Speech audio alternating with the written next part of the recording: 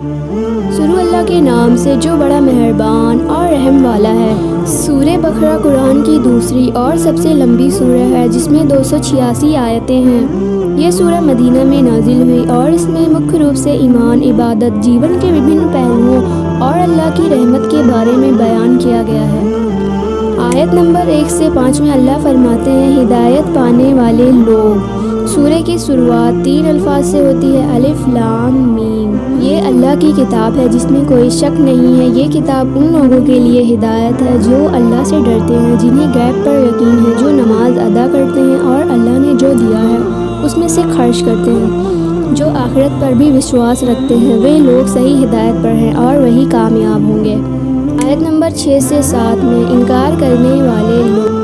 اس کے بعد ان لوگوں کا ذکر ہے جو اللہ کی ہدایت کو پانے سے انکار کرتے ہیں، چاہے انہیں کتنی بھی چیتاونی دی جائے وہ نہیں مانتے، کیونکہ ان کے دلوں اور کانوں پر اللہ نے مہر لگا دی ہے اور ان کی آنکھوں پر پردہ ہے، ان کے لیے بڑا عذاب ہے۔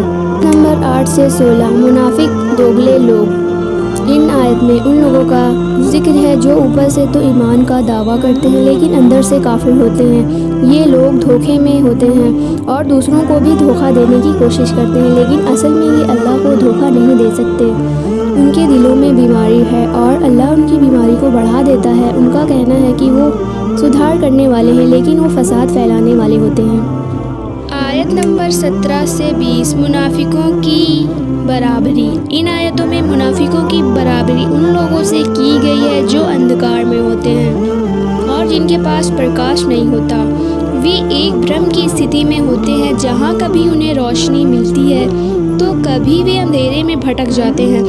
یہاں ان کے اندر کی استھتی کو دکھایا گیا ہے جہاں وہ اللہ کی سچی ہدایت سے دور ہوتے ہیں اور ان کی حالت دن بدن بدتر ہو جاتی ہے۔ سورہ بقرہ کے اس حصے میں اللہ نے 3 لوگوں کے بارے میں بتایا ہے، مومن، کافر اور منافق۔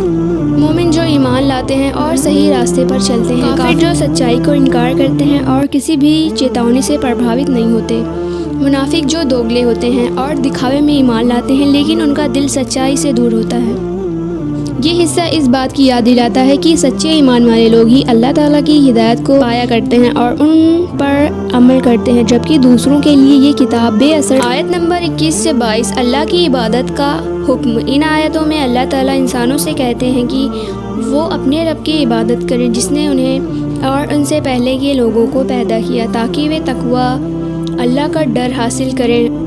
اللہ نے انسانوں کے لیے دھرتی کو بچھونا بنایا اور آسمان کو چھت بنائی۔ اس نے آسمان سے بارش برسائی اور اس سے پھل پیدا کیا تاکہ انسان اسے کھائے، اس لیے انہیں اللہ کے علاوہ کسی کو بھی اپنا مددگار نہیں ماننا چاہیے۔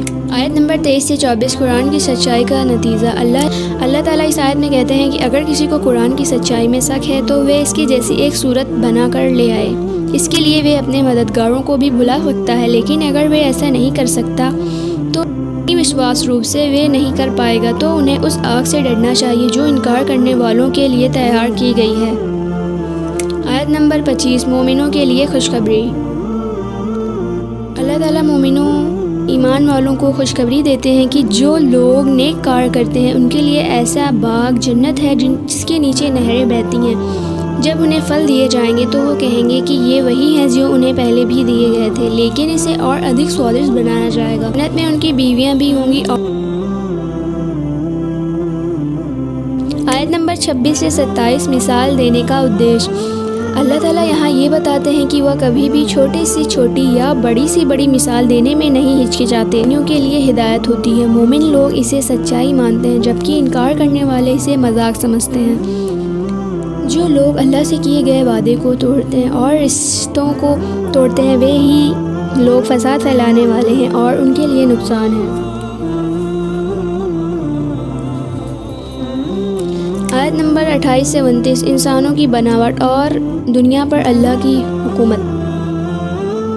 اللہ یہاں انسانوں کو ان کی بناوٹ کی یاد دلاتا ہے۔ وہ پوچھتا ہے کہ وہ اللہ کو انکار کیسے کر سکتے ہیں جبکہ پہلے وہ نرجیو تھے اور اللہ نے انہیں جیون دیا، پھر اللہ انہیں موت دے گا اور پھر سے جیون دے گا اور انت وہ اس کی اور لوٹیں گے۔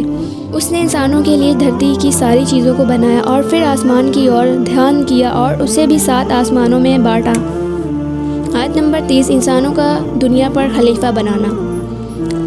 اللہ تعالیٰ فرشتوں سے کہتا ہے کہ وہ دھرتی پر ایک خلیفہ بنانے جا رہا ہے۔